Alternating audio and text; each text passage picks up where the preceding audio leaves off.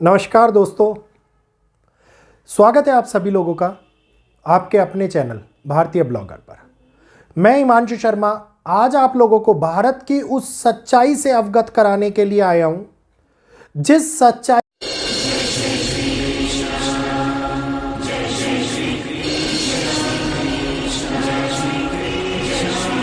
ने हर एक भारतीयों को झंझोड़ के रख दिया है।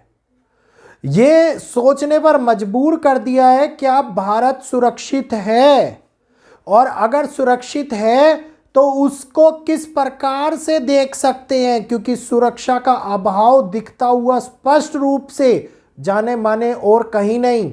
जी हाँ, मैं आप लोगों को उस वर्णन के बारे में बताता हूं जिसको पूर्ण रूप से सोशल मीडिया, न्यूज़ चैनल्स और रिपोर्ट्स जो हमारे न्यूज़पेपर्स में आ रही है उस पर आधारित तथ्यों पर लिया गया है। और ये बात मैं आप लोगों को पहले से बता देता हूँ, बहुत सारे लोग इस चैनल पर नहीं जुड़ते हैं। सुबह वाला जो हमारा वीडियो होता है वो देश दुनिया की खबर देने वाला वीडियो होता है, जिसके अंदर हम लोगों को कई चीज़ें ऐसी जानने को मिलती है जो नॉर्मल लोगों तक नहीं पहुँच पाती।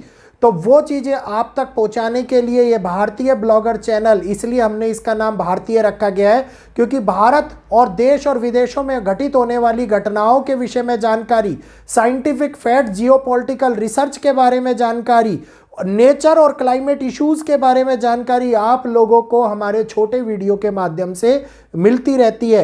एस्ट्रोलॉजिकल प्रिडिक्शंस और एस्ट्रोलॉजिकल सेशंस हम शाम को इवनिंग में 6:32 के ऊपर लेकर के आते हैं, जो एक लाइव सेशन के माध्यम से आप लोगों को सारी जानकारी प्रदान करता है।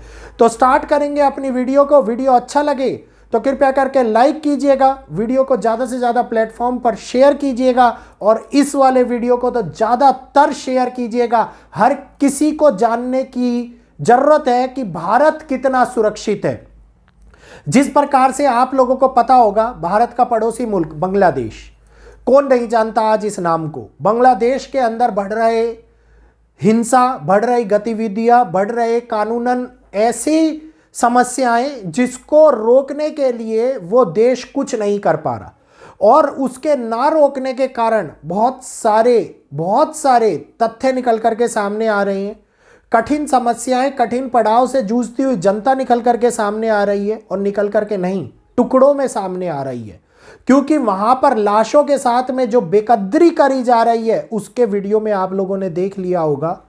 खास तौर के ऊपर हिंदुओं को जो ठोक ठोक के ढूंढ के मारा जा रहा है वो भी आपने वीडियोस में देख लिया होगा। कुछ ये कहिए कि किसी कारणवश यूट्यूब के ऊपर अब मैं वीडियो नहीं दिखा पाता हूं, उसका रीज़न ये है यूट्यूब की पॉलिसीज़ जो रिस्ट्रिक्ट करती है इस प्रकार के वीडियोस को दिखाने के लिए।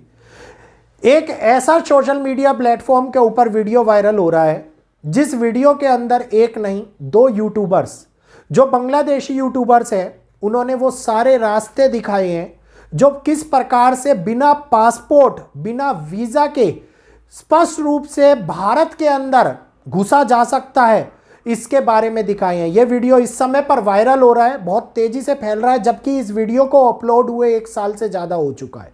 कई मिलियन व्यूज़ इसके ऊपर आ चुके हैं, लेकिन ये वीडियो अभी तक यूट्यूब प्लेटफॉर्म के ऊपर अवेलेबल है।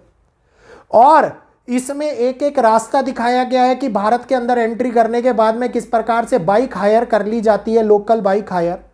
न्यूज़ रिपोर्टर्स ने सर्वे किया जिसके अंदर पता लगा कि वेस्ट बंगाल और असम, जिसमें से हर 7वां या 5वां व्यक्ति अपने आप को बांग्लादेशी कहता है, तो ये वही रोहिंग्या मुस्लिम्स है जिन्होंने भारत के अंदर अपना अधिकार, अपना आधिपत्य फैलाना शुरू कर दिया है। और यह समस्या भारत के लिए केवल 1 या 2 स्टेट्स या 3 स्टेट्स की नहीं है कि सिक्किम, असम, मणिपुर और बांग्लादेश की हो। यह समस्या पूरे भारत के लिए बढ़ती हुई नजर आ रही है, क्योंकि आगे आने वाले टाइम के अंदर आप क्राइम रेट्स, क्राइम अफेयर्स को उठा के देखते हैं तो उनमें इन रोहिंग्या मुस्लिम्स का, मतलब इन बांग्लादेशियों का सबसे ज़्यादा नाम लिया जा रहा है। दिल्ली के अंदर जो भारत की राजधानी है, वहां पर बहुत बड़ी तादाद के अंदर एक हिस्से को कब्जा करके बैठे हुए हैं। उत्तराखंड के अंदर बहुत सारी जगहों के ऊपर ये घुसपैठ करने के लिए अपने आप को लोकल दिखाने के लिए ये थोड़ी सी जगह के लेकर के कहीं पर घुसपैठ कर करके ये अपने आप को वहां पर बैठ जाते हैं और उसके बाद में अधिकार भारत के प्राप्त करने लगती हैं। जी हाँ, भारत की योजनाओं के तहत इनको घर मिलने लगते हैं, गरीब योजना के तहत इनको वहां पे रहने का अधिकार मिलता है। थोड़े दिनों के बाद में ये आधार कार्ड बनवा लेते हैं और लोगों को दिखाने के लिए बनवाया गया वो आइडेंटिटी प्रूफ, लेकिन उसके बाद में जब कहीं पर भी दंगे, कहीं पर भी अत्याचार या कहीं पर भी बड़ी घटनाएं दिखाई देती है तो उनके अंदर इनका हस्तक्षेप सबसे बड़ा और सबसे ज्यादा तौर के ऊपर दिखाई देता है। तो आज हमारे भारतीयों को जागरूक होने की आवश्यकता है, क्योंकि असम जिस कदर से अपनी संस्कृति को भूल के आगे बढ़ रहा है, क्योंकि असम की कम जनसंख्या होने के कारण वहां पर इनकी घुसपैठ ने बहुत बड़े क्षेत्र को इनके अधिकार के अंदर करना शुरू कर दिया है। इनको लगातार सरकारें निकालने का प्रयास कर रही हैं, कई कानून, कई नए नियम लाए जा रहे हैं जिनके कारण इनको हटाने का प्रयास किया जाए, लेकिन कुछ आपराधिक तत्व, कुछ लोग इनको बचा रहे हैं और इनको बुला भी रहे हैं। जिस प्रकार से हमारे वेस्ट बंगाल के अंदर आप देखिए ओपन राजनीति के तहत बयान दिया जा रहा है कि बांग्लादेशियों का वेस्ट बंगाल के अंदर खुले तौर के ऊपर स्वागत है।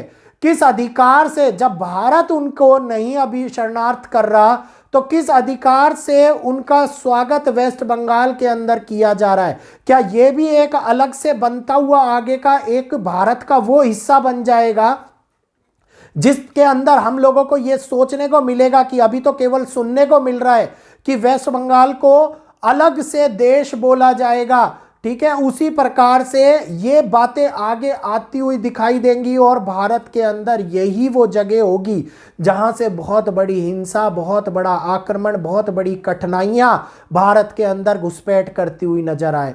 तो भारत सरकार को इसके खिलाफ सटीक से सटीक और कड़ा एक्शन लेने की आवश्यकता नजर आ रही है, क्योंकि अगर ऐसा नहीं किया हुआ तो थोड़े समय के बाद में इन लोगों की आबादी भारत के अंदर इतनी ज्यादा बढ़ती जाएगी, जिस प्रकार से असम की आबादी कम हो गई है और वहां पर घुसने वाले शरणार्थी जो कि आपके बांग्लादेशी हैं, उनकी आबादी बढ़ती जा रही है और इस कारण से असम के लोग बहुत ज्यादा परेशान भी हो रहे हैं। तो ये समस्या बहुत विकट समस्या है।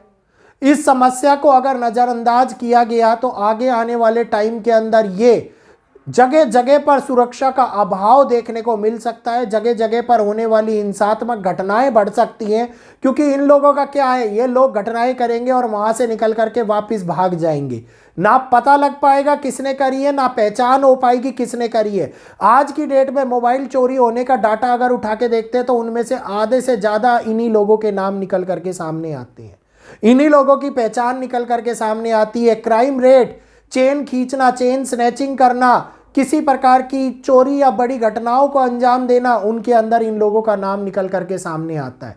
तो अब हम लोगों को सतर्क और सावधान होने की आवश्यकता आन पड़ी है, क्योंकि जब तक लोकल सतर्क नहीं होगा तब तक ये लोग हमारे देश के अंदर घुसपैठ करते रहेंगे और इनकी घुसपैठ की जिम्मेदारी हम लोगों को उठानी पड़ेगी और आगे इसी की कठिनाइयों का सामना भी हम ही लोगों को करना पड़ेगा।